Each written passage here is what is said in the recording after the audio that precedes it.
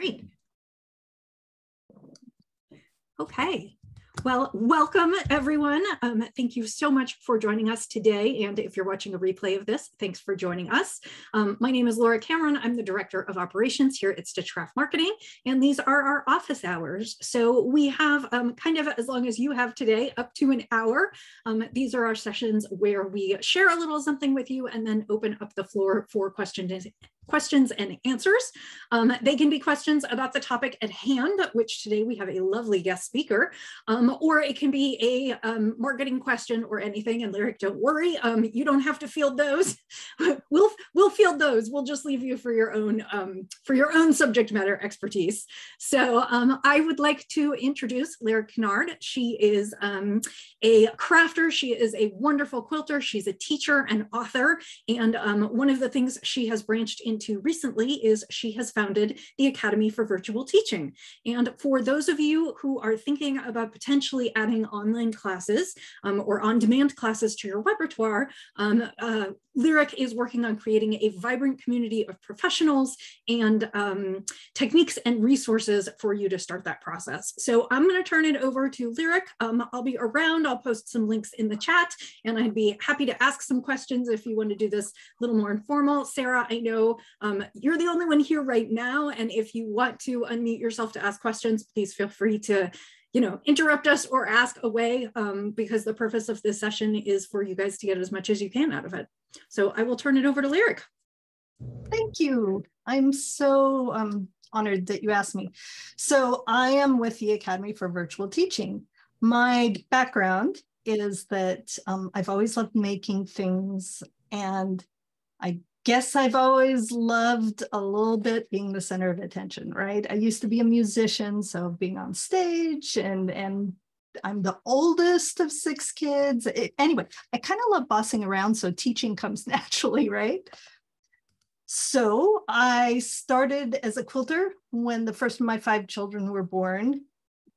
Decided I wanted to teach because I love to travel. I've always wanted to travel more than anything. And in our local quilt guild, we brought teachers in every month from around the country. So I thought, oh, I can play with my people, and I can travel, and I can make money to support my quilting habit. Now, remember the first of 5 kid things, right? It was hard to travel. I traveled only a tiny bit, and have a very supportive family. I had a good network of friends who we traded lots of childcare with. So we made it work, and I got to travel.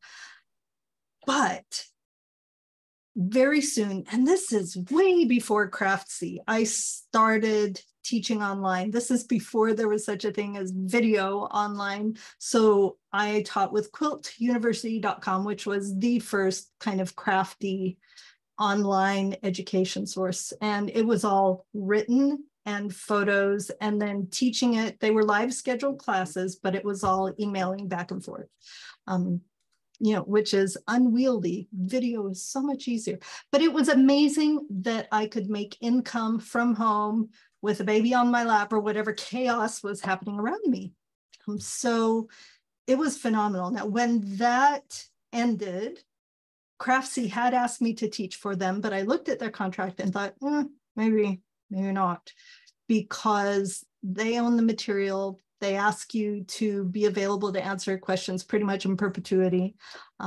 They set the pricing. They can put things on sale whenever you want, which means you get a lot less. But anyway, I decided I really wanted control. So I stopped teaching online for a while until the space became a lot more developed and richer. And then we have now all kinds of options for online platforms that take care of the registration, that have the structure already built for you, to upload your course material, and just really, really good options that make it super easy to create your own online courses and run them yourselves. And that way I could have scheduled courses that were online. I could have evergreen on-demand courses where they just pay and they get all the material, and most of those kinds are very technique video based, and they kind of run on their own. I can make money while I sleep, as long as I get the word out that it's there, right? You still, that's the one thing. If you run it on your own, you're on your own for marketing. If you run a class through some place like Udemy or Skillshare or Craftsy, they ostensibly do marketing for you, but you're also competing with everybody else on their docket, which means you still have to do your own marketing to point people to the class that you have. So, of course, when COVID shut everything down, my kids are much older, much more self-sufficient, to the point I only have one left at home. Imagine that. And I was traveling a lot. I've been able to travel the world with this job. It has, and it doesn't feel like it. Well, when I'm getting ready to go on a trip, it feels like a job. It's like, there's no way I'm getting paid enough to do this. But the minute I'm in the room with my people, I can't believe I'm getting paid to do this. But COVID shut everything down, all my gigs, and I booked things out 2 years. All of them were done. All of them were canceled. We had no idea how long things were going to be down. You know how we thought it was going to be short at the beginning, and then month 2 or so in, we're like, this is going to be a while. So I was able to pivot really quickly to virtual live courses via Zoom. The Zoom platform is pretty easy to use, and pretty quickly into that as well. One of my business partners and I started the Global Quilt Connection, where we just asked friends of ours who we knew were capable of virtual teaching and willing to come. We held a live webinar. We spent weeks like gathering lots of emails that were publicly available on the web for quilt guilds and their representatives, no individual emails. And we sent out a vast quantity of emails to quilt guilds around the world. We held a live webinar where the teachers came and presented and said, this is what I teach. And the guild representatives came and watched and took notes and said, this is who I want to hire. And that business has grown into one of the places that connects guilds from around the world with teachers around the world. So there's this amazing thing where people who are able to teach online can reach an incredible global audience, whether it's live via Zoom or on demand. And it's been a phenomenal thing. And out of that, because not only are people who make things my favorite thing and my favorite people, but one step up from that, people who teach creative things are my very, very favorite people. When I go travel and teach at a big conference, favorite part is hanging out with the other teachers in the lounge or behind the scenes and trading stories. And it's actually a really generous community. There's so much give. There's so much generosity. I remember one time being at a retreat type conference, there wasn't anywhere to go. We were in the middle of nowhere, and a bunch of the teachers were really impressed at the lecture that a previous teacher had given. That was really crisp visuals. That was a beautiful projector. She pulled out her whole kit, all of her AV equipment, set it up, showed us how it worked, showed us the advantages. And I think all of us went home and bought that same projector because it was amazing. But this is the kind of community that the creative teachers are. This is the kind of people they are. So as COVID went on, I offered and worked with so many of my colleagues and helped them get more tech able to help them really get a better grasp on how to present their classes via a screen, right? And out of that grew the business of the Academy for Virtual Teaching. It is a membership community. So professionals of all different kind of craft things who teach. So there's professional developments. We have guest seminars where people who I think have something to offer. Anybody who teaches online, we come and we have an interview, an open Q&A, kind of like this. We have open roundtable discussions where we can just bounce ideas off of each other. We have challenges, and there are also courses within there that are specific to help you learn this thing. Our capstone is a master course that can take people from the very beginning, I've never taught anything, to the very end. I've built a website, I've built a course, I know how to market it, and here I go. And kind of everything in between. It's a really deep and rich kind of course. But it is so amazing to be able to help people who love creating, take what they love doing, and offer it to a global audience to get that kind of connection. So it's pretty amazing. If you would like, I'm going to put it back on gallery view and remove spotlight. I would love it if you turned your cameras back on, if you'd like, and let's have chats and kind of brainstorm about some of the ways that that virtual education can work.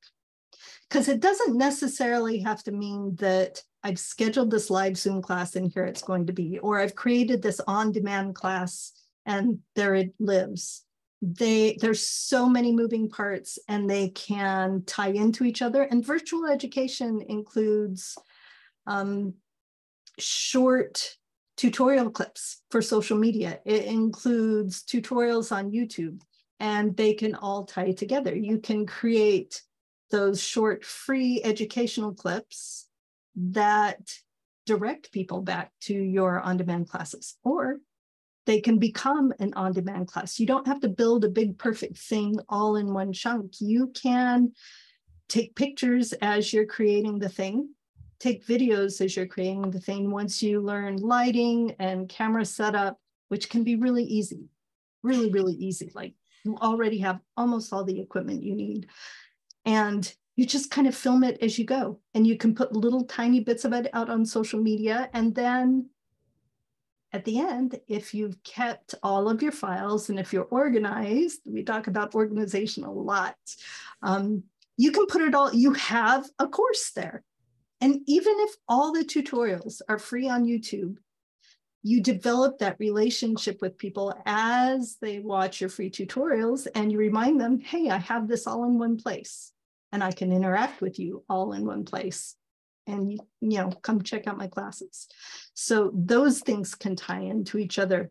You can do live Zoom classes and then record it and offer it as an on-demand course. Just straight up as it is. That's step one. Step two, you can edit that recording, break it up into smaller chunks, and make it a better on-demand class. Step three, you add written information, you add more peripherals, you get better at your recording and editing.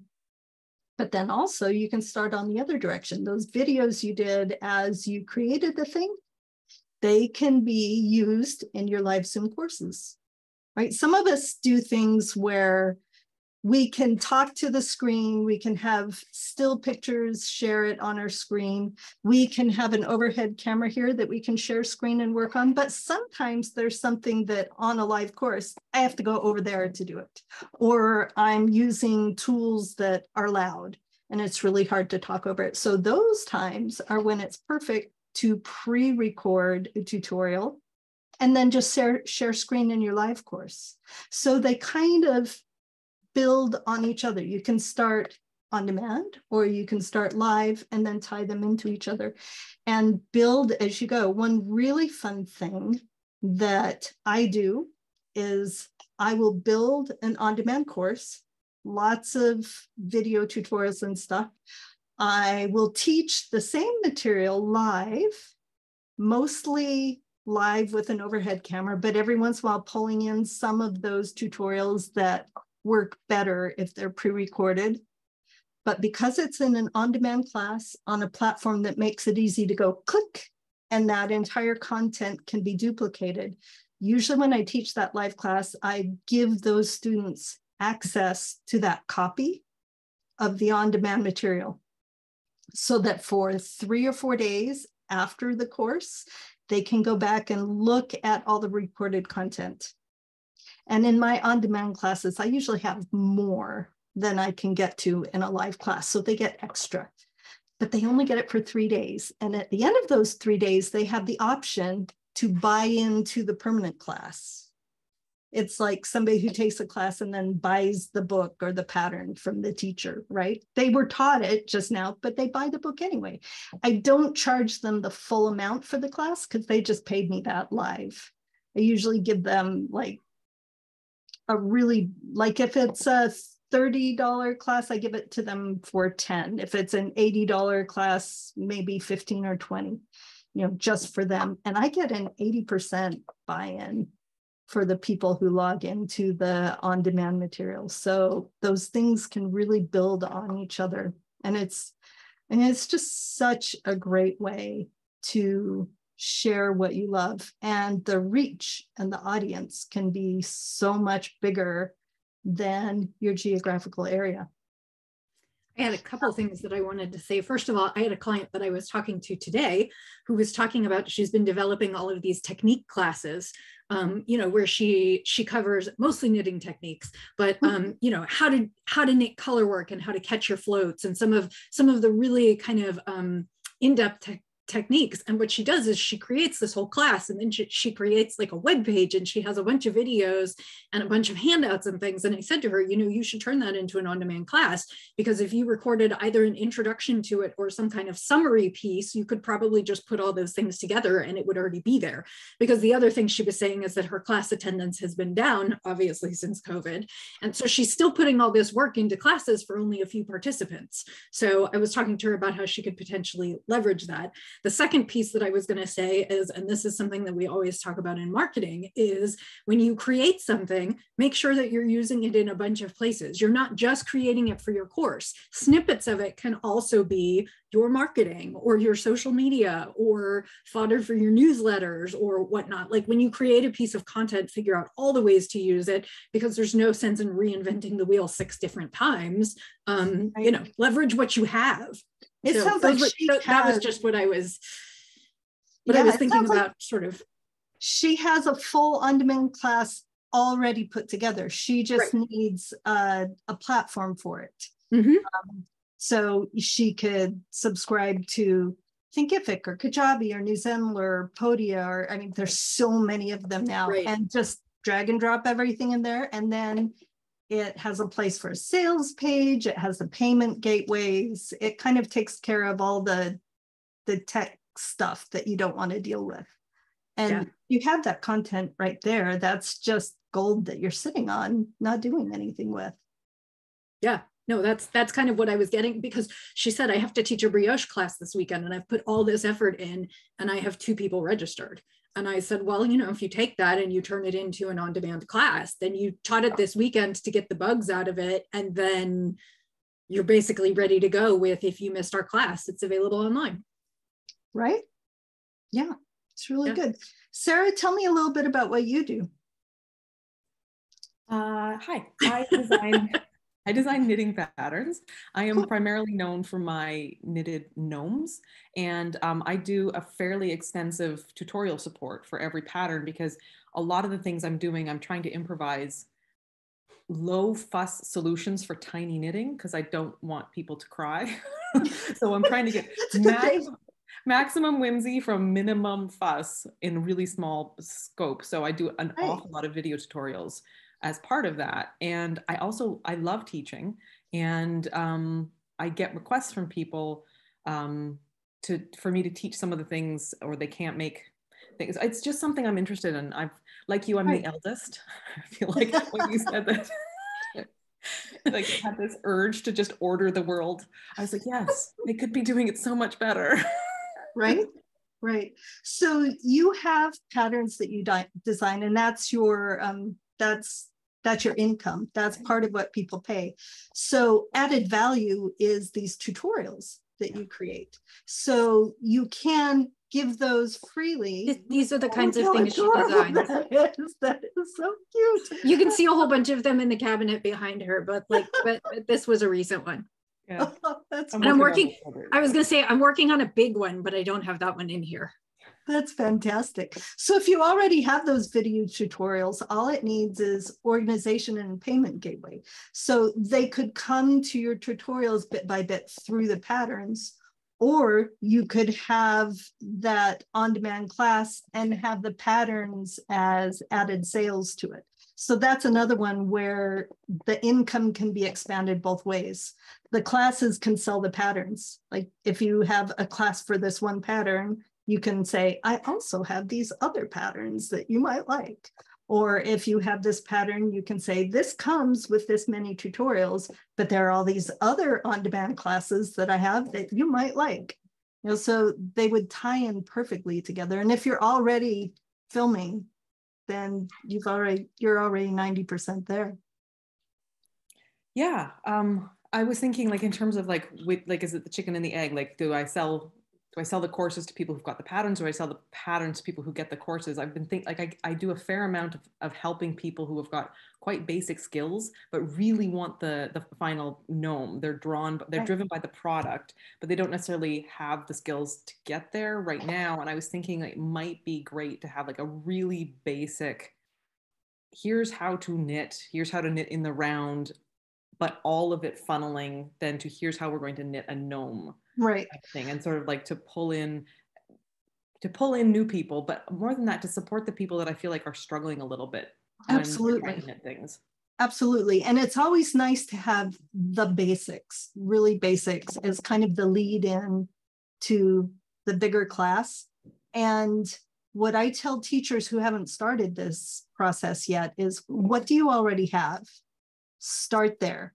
Start with the smallest, the easiest, the minimum viable product entry, and then build it as you go. You know, so if you haven't filmed all those easy tutorials yet, start with what you've already filmed, figure out how to organize what you've already got as a course, because it's already there. Get that going, and then work backwards from there and build on to there, right? So you already have an audience from your patterns. So hopefully, you're here, so I'm sure you have an email list. She has an enormous audience. So right. But like everything, we always want to grow. Absolutely. Well, and on-demand courses are infinitely scalable. You're not trading hours for dollars. They can run on their own. You know, so you already have this audience. They already know what you do. So just organizing that in a payment gateway and telling them it's there is the perfect place to start. Do you have, what does your website presence look like right now? I'm everywhere I can be except TikTok would be how I would summarize. Well, are you on Shop? How do people send you money? So I have Ravelry is the big knitting website. So the 99% of my sales go through Ravelry. And then I've got an off Ravelry site called PayHip that I run that most people find through my website. It's basically for the people who can't use Ravelry, or there were some redesign issues. So anyways, I've got those two, and that's the main way I get the money. So is Ravelry, your website is owned by or hosted on the Ravelry? She has a website. She just doesn't sell through the website. Yeah. Okay. So that's where figuring out how to offer the on-demand course comes in. A lot of times it's easiest to spend the money and subscribe to an online course platform, because then all you need is the link. They take care of the organization. They take care of the payment gateway, registration, that's the word I was looking for. And all of them will do a thing. Like I interact with my students. Whenever they post a comment or a photo, I get a notification, you know, no matter if it's like only once every 3 months, and I write back. If it's a heavy interaction course, and I do have a couple of those, I schedule them to open and close at a certain time. As far as my time, like if I'm emailing back and forth a lot, I have some art and design classes where there's a lot of back and forth critique and question answering and pushing my students. So they get the content and they keep the content long-term, but they know ahead of time that my time on that content is limited. I'm with them for these 4 weeks, these 8 weeks, and then they can keep working through it for as long as they want, but I'm out of there. So you will need, I mean, you already have a website, and I have a WordPress website, and I do sell physical goods. So I have a redirect link for my shop that goes to Shopify. Yours probably goes to Ravelry, right? Or PayHip. Yours goes to PayHip. And then I also have a tab that's online courses, and that's a redirect to my Podia online course site, where I've got like 20 on-demand courses there. So when they click on-demand courses, up comes the subdomain. It's like workshops.lyrickinard.com, but it's on the Podia platform. So the virtual academy, I think that's the term that you were using. That is a place I could go. I was just clicking through, and I was noticing that there is a masterclass that started, and I was just wondering, like, it seemed like I missed the start. So does that mean I've missed? For the masterclass, it starts this week. We have our first coaching sessions tomorrow. But if you're really interested, I could give you a behind the scenes link to sign up if you want to. It only runs, because it's an intensive course, I'm putting in hours every week. It only runs once or twice a year. So if you really want in, just let me know. And you can always go to academyforvirtualteaching.com or the number 4VT.com. I stuck that in the chat. Right. I think she's been exploring over there because I stuck it in the chat. Yeah. So that's you can always hook in for a free membership there and just look around and see what's up. And if you're interested in the masterclass, just send me an email and let me know. I can forward you Lyric's email. Masterclass is different. I'm looking at this than the virtual teaching 101. Yeah. Most of the virtual teaching 101 is a free course that is just a large kind of talking about all the stuff I've told you. In the academy, it's like 3 hours of lessons, and then recordings of some coaching sessions and some planners, some PDFs to download. So that's always accessible, always free. And then the Academy is a monthly membership, and the masterclass is a payment gateway. So it's a couple times a year though. So if I need time to think about things and want to dabble and just brainstorm and do the sort of the more basic level, then there would be, I could swing around. Absolutely. Absolutely. Yeah. Come in, enjoy the community, see what's up. You can go through, we record all of our guest seminars. We have equipment reviews. We have business recommendation reviews, all that are valuable for your online teachers there. So I have to admit, like, the thought that someone's going to help me with a bit with tech is so exciting, because I do have some, like, I do talk to other designers, and we're all kind of feeling like the blind leading the blind. One of us will buy a product and we'll do like a review, but we don't know if it's the best product or the worst product. We just can say, I got it, and I know that it's kind of working like this, and here's how I'm using it. But that doesn't mean that we have any sense of like, so we all feel like we're just kind of like problem solving bit by bit, but I think sometimes we're also creating problems with our solutions.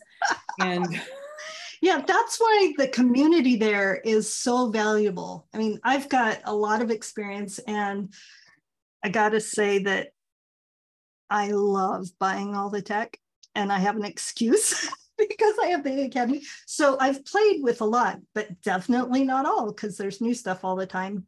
And just to make you feel better, I've bought all the fancy equipment, all the fancy holders, all the fancy lighting, and I always end up going back to the simplest, low-key things that I have. You know, just it doesn't have to be big and fancy and expensive. Yeah. So I just upgraded from a DSLR to a mirrorless, and I tried shooting my first tutorial with it like minutes before I came, and I think it didn't catch my mic, and I'm like, I don't like new things after all. Which is why 95% of us just use our phone or our tablet to record everything. It's good enough. If you have a DSLR high definition video camera thing that you're doing, I mean, that's fantastic quality. But think of the end point. Your user is probably not putting it up on the largest big screen TV to watch it. They're probably watching it on their tablet. They actually are, because for a while I was accidentally exporting to a wrong like pixel size, and I got like, what's wrong with your quality? I thought because some of them were putting it like on their living room. Yeah. Well, I promise it's going to be good enough with your devices. So my recommendations are always keep it as simple and low entry cost as you possibly can, and build from there. If you start at the highest, most complicated, fancy equipment. I do have one student who does have all the equipment and fancy, but she teaches at a film school. Right? So she already knows how to use it. But she said, like, I didn't know about the marketing stuff. I didn't know about the online platforms. I didn't know about communicating with students via the screen. I can act, I can shoot things on film. And I also didn't know about the camera angles that are best for a student to learn something. I mean, that's one of the primary responsibilities of communicating and teaching somebody what you do. They have to have a clear view, the most understandable view of what you're doing, so that they can follow what you're doing and so that they can learn. Teaching online is all about communicating. It's all about the best way to communicate visually and with written and oral instructions. Well, yeah, because you can't just demonstrate. I mean, my client today was like, how do you teach Fair Isle over a screen and how to catch your floats? She's like, I was up like this, and and she's like, I had to tape things because otherwise you can't. Right. And there are processes that you do something and take time. It's like the magic oven in the cooking shows where you put it in and take it out. If you don't have step outs ready, you don't have to have step outs ready if you film things as you go and have those ready ahead of time. Right. But yeah, you either have to, on Zoom, if it's live, never teach somebody like this. Yeah. Do your face camera. You definitely need a second camera. And whether that's overhead big, or maker's eye view where they're looking right here. But there are huge advantages. Like I've taught things, I teach how to bead on fabric, little tiny seed beads, right?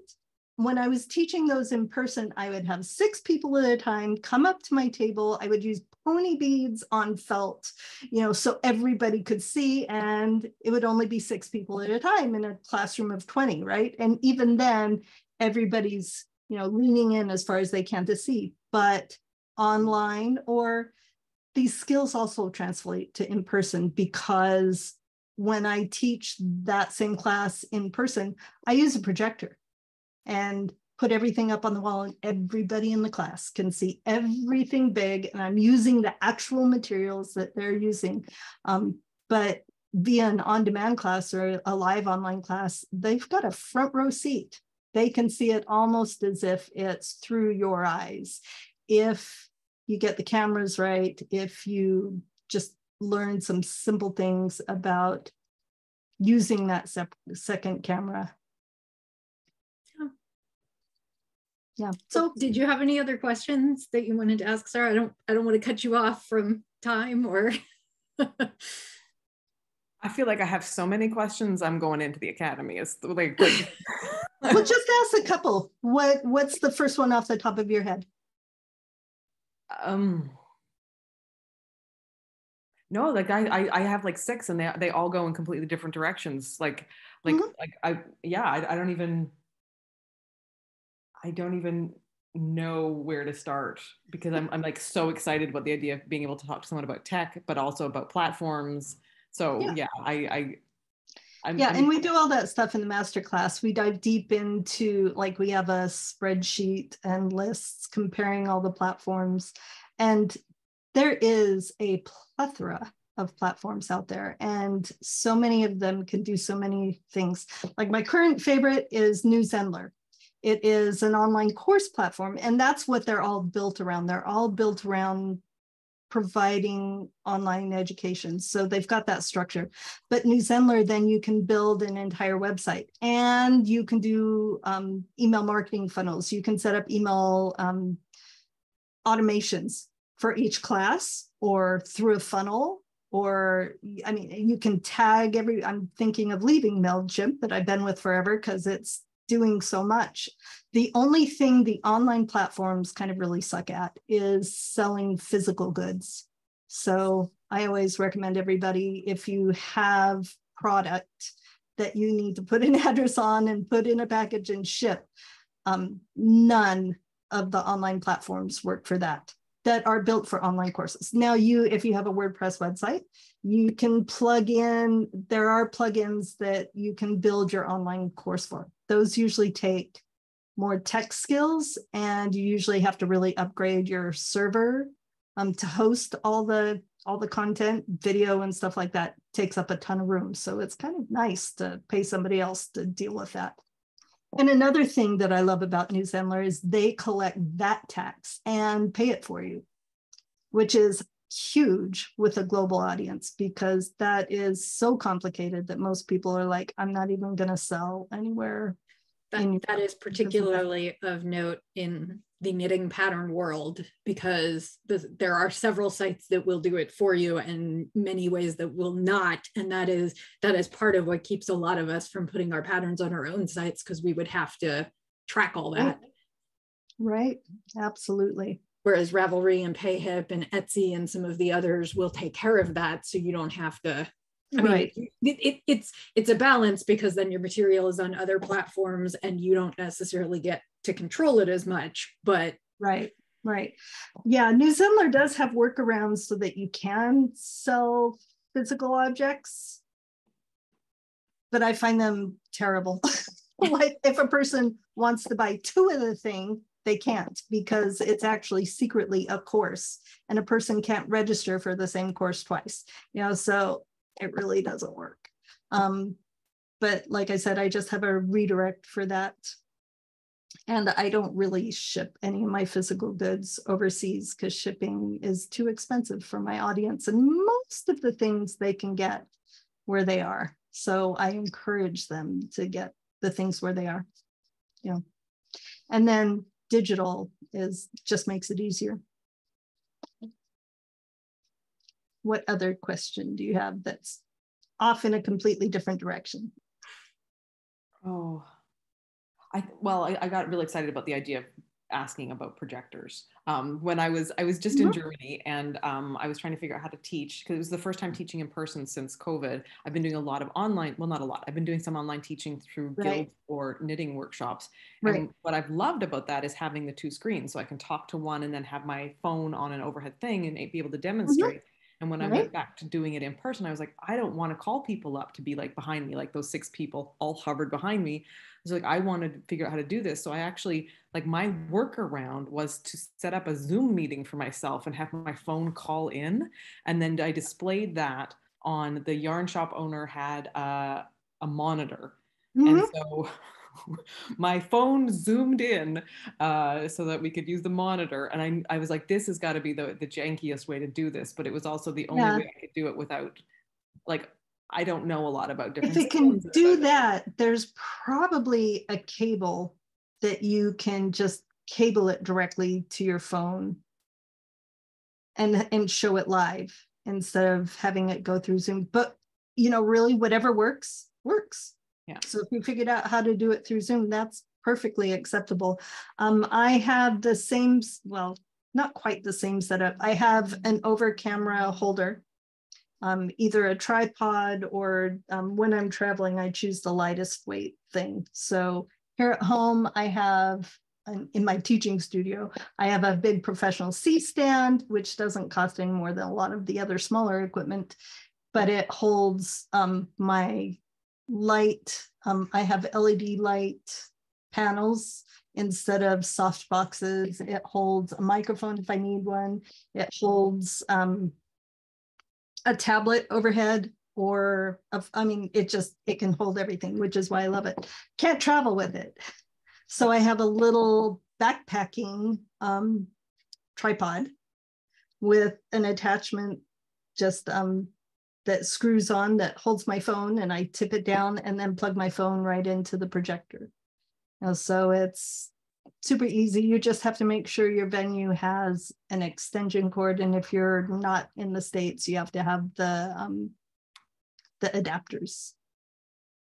So yeah. I was going to say, one of the things I've heard you talk about in the several times I've heard you talk, just to sort of give Sarah a little bit more about what the Virtual Teaching Academy, or the Academy for Virtual Teaching community is like, is she said they've got lots of discussion boards. They've also got lots of people who will buy a new gadget and who will take a short time and invite people to come, and will review it and show you how to use it. So for instance, there is a lot of discussion and communication that happens outside of formal meetings, where you can ask people who have questions about, what equipment do you like best? What do you not like? And do a little bit of research among people who are doing exactly the same thing you are, which is teaching small craft classes. Right. Yeah, we organize it officially in the master class, but anybody can organize and say, hey, I want to figure out this new piece of equipment on Zoom. Who's willing to come to me at this time and this date? And we'll take turns hosting on Zoom, and you can tell me, is this working for you? Is the view? It's just practice Zoom sessions with people who know what to look for. You're all figuring it out together. There's no pressure, because there's no students that have paid for your course right there, right? So practice Zoom sessions are fantastic. Super fun stuff. Well, thank you so much for joining us today. It's been wonderful to have you. Thank you for joining us, Sarah. I will edit some portion of this and put this up on our Stitchcraft marketing channel. You can reach Lyric at the Academy for Virtual Teaching, which is www.a4vt.com, and that will be in the description box below. And thank you so much for your time. And this was wonderful. I hope everyone develops virtual courses. Me too. It's been my pleasure. Thank you. Thanks. Bye-bye. Bye.